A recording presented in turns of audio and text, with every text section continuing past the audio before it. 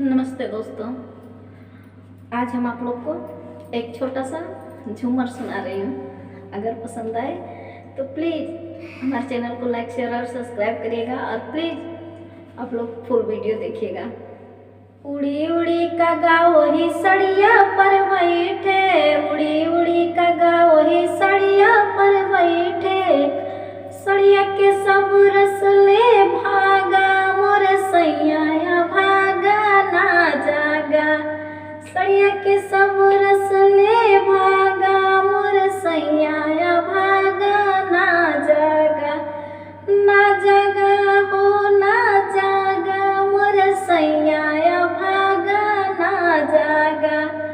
उड़ी उड़ी का गाओ ही गलवा पर बैठे, उड़ी उड़ी का गाओ ही गलवा पर बैठे, गलवा के रसवा ले भागा मोर सैया भागा ना जागा, ना जागा हो ना जागा मोर सैया भागा ना जागा।